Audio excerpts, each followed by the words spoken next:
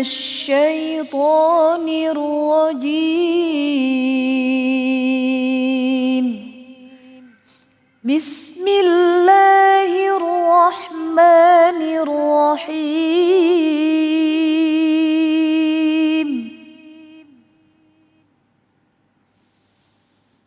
فجاءته إحداهما تمشي على استحياء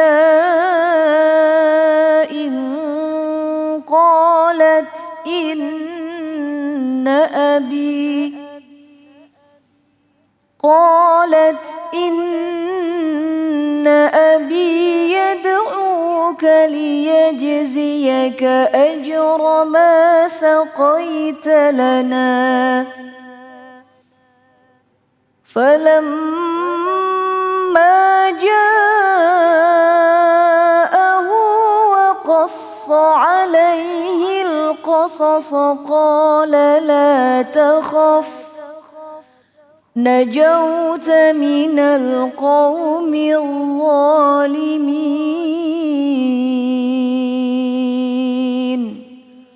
صدق الله العظيم.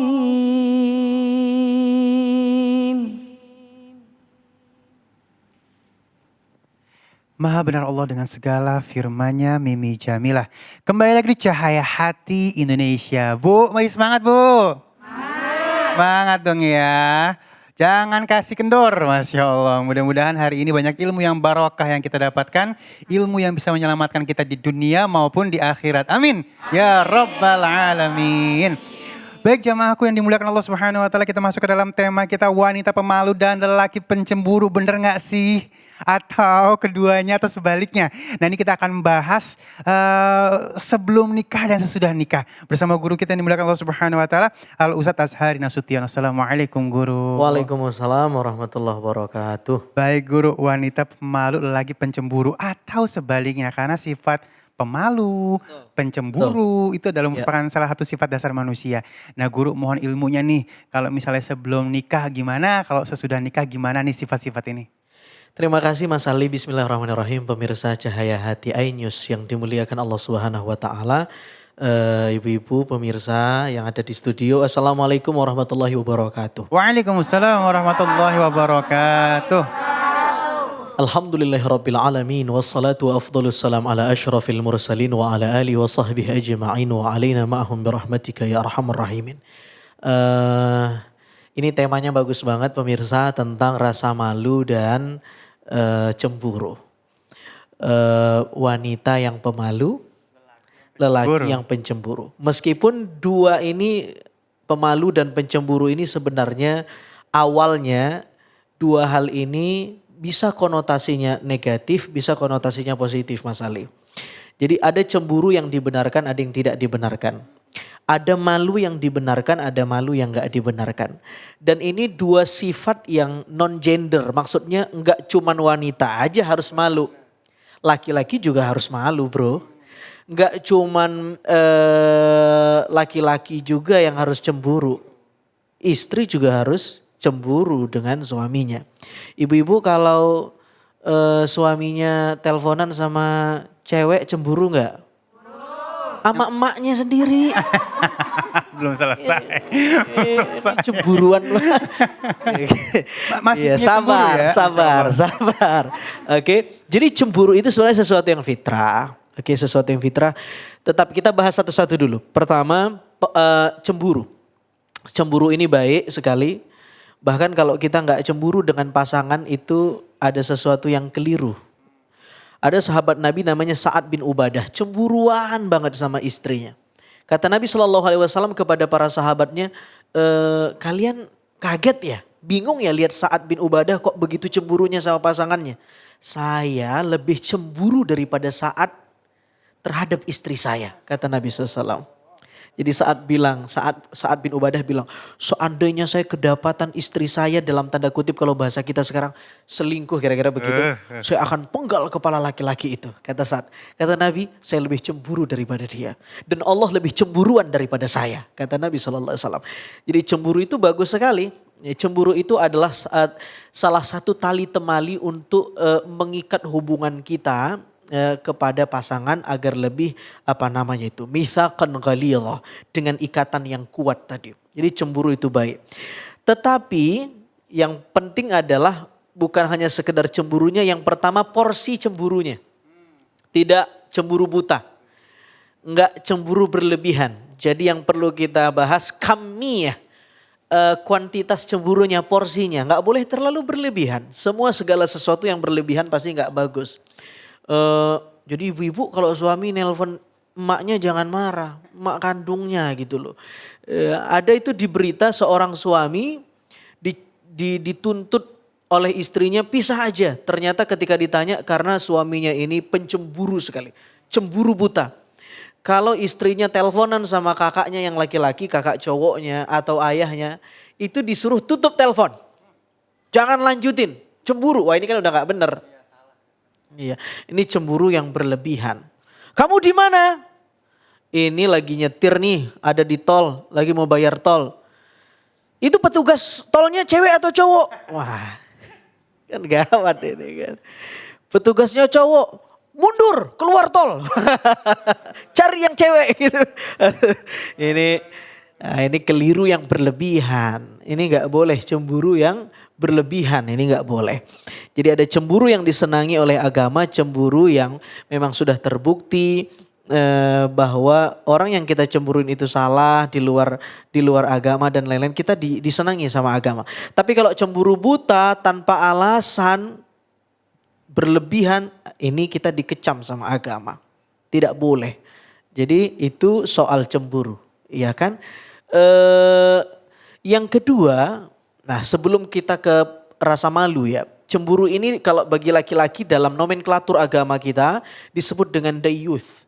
Jadi laki-laki yang punya rasa cemburu kepada istri. Ad-diyathah. Ya, cemburu kepada pasangan. Ad-diyathah. Penting memang laki-laki punya rasa cemburu, karena kalau laki-laki tidak punya rasa cemburu nanti akan berdampak pada kalau dia punya pasangan yang gak punya rasa malu, nyambung tuh. Jadi malu sama cemburu tuh nyambung, juz'un la yatajazza, satu paket.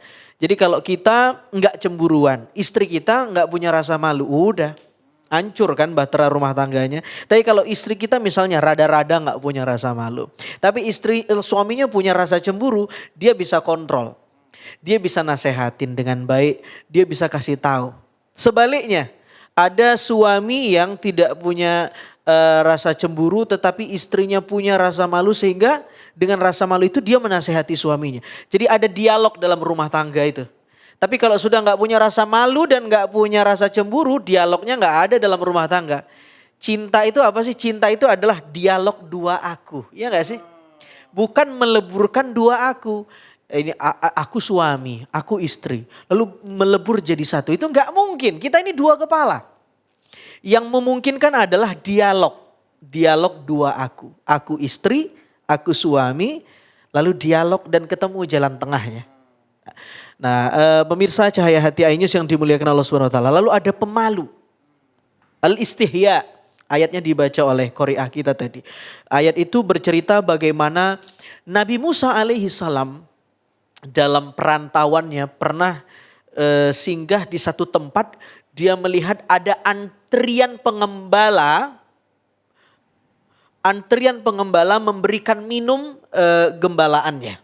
Jadi para pengembala laki-laki ini rame-rame ngantri buat ngasih minum hewan-hewan ternaknya. Tetapi Nabi Musa heran, ada dua perempuan yang ikut ngantri tetapi tidak ikut barisan antrian.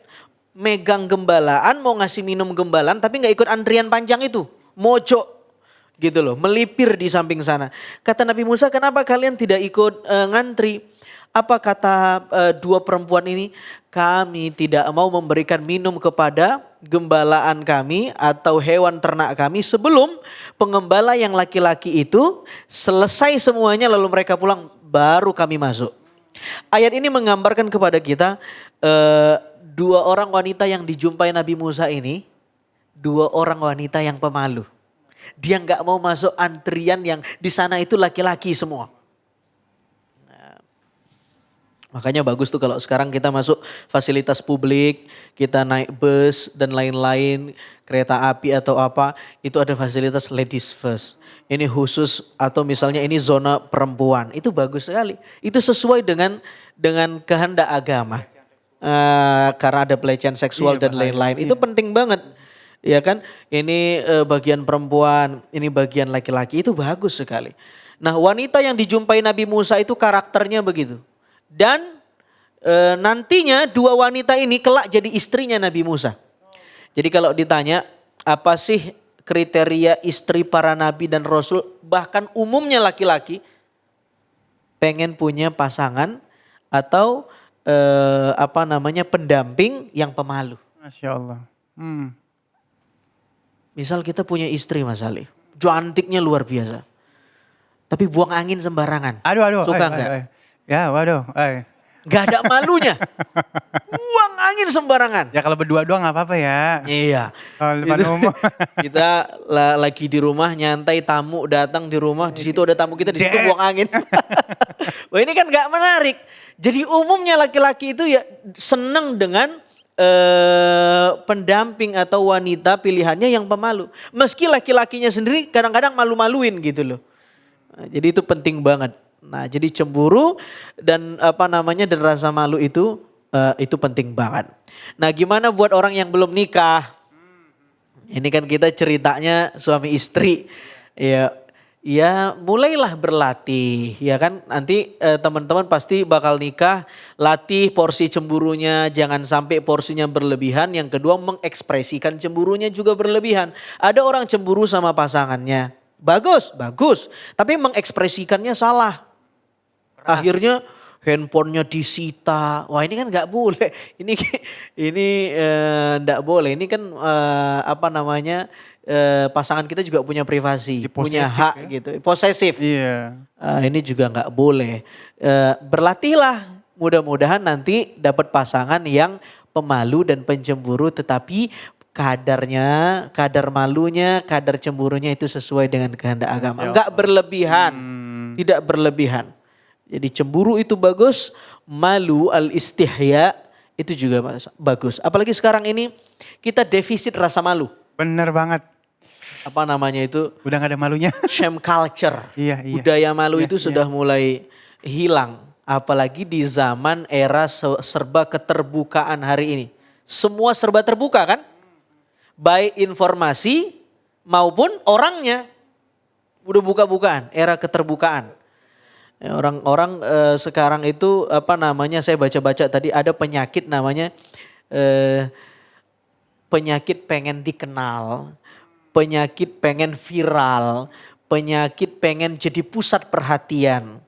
Sehingga karena dia punya obsesi ingin jadi pusat perhatian, pengen viral, pengen terkenal, dia mendramatisir hidupnya.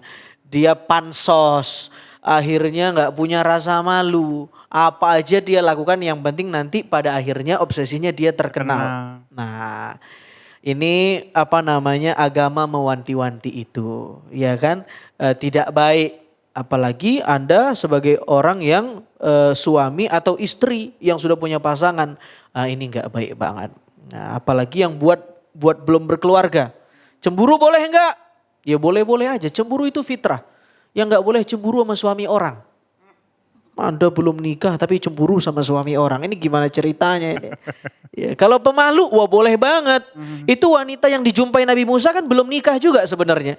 Belum nikah yang pada akhirnya diperistrikan oleh Nabi Musa. Nabi Musa juga akhirnya demen sama wanita yang punya rasa malu. Al-istihya, punya sikap malu. Ya, kayaknya adem gitu. Tapi kalau kita punya pasangan gak ada malu-malunya, wah itu secantik apapun luntur. Ini pentingnya al-istihya, ya, rasa malu dan rasa cemburu di dalam agama. Bahkan dua ini saling bergandengan tangan.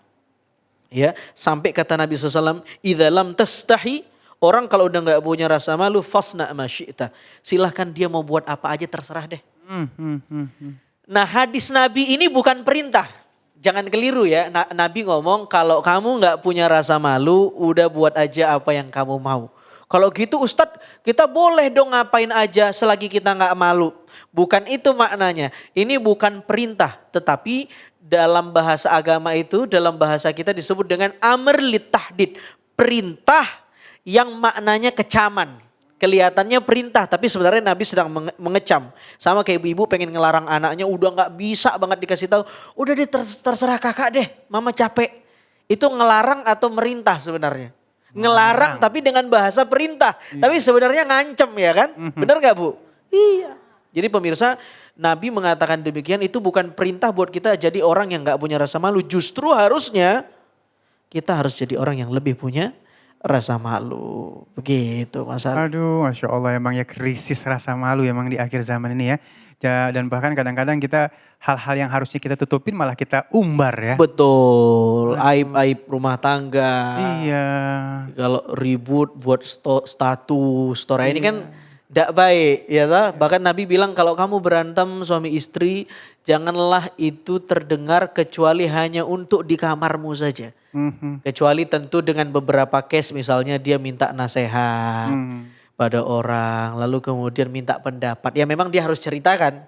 Tetapi kadang-kadang kan orang kalau ribut sedikit share ke story. Ternyata memang obsesinya pengen diperhatiin. Pengen ini yang tidak. Dan seakan-akan yang punya ujian itu hanya kita. Mudah-mudahan kita ini dilindungi oleh Allah Subhanahu wa taala, kita, pasangan kita, keluarga kita, rumah tangga kita. Amin. Mudah-mudahan kita diberikan rasa cemburu, rasa malu yang sesuai dengan porsi dan mengekspresikannya tidak terlalu berlebihan. Baik. Amin. Terima kasih guruku ilmunya, lebih berhati-hati lagi di dalam menyikapi malu dan cemburu ya. Dan insya Allah ini sesaat lagi kita akan membahas tentang ketika Allah Subhanahu wa taala mengujimu lewat cinta. Jangan kemana-mana, tetap bersama kami di Cahaya Hati Indonesia.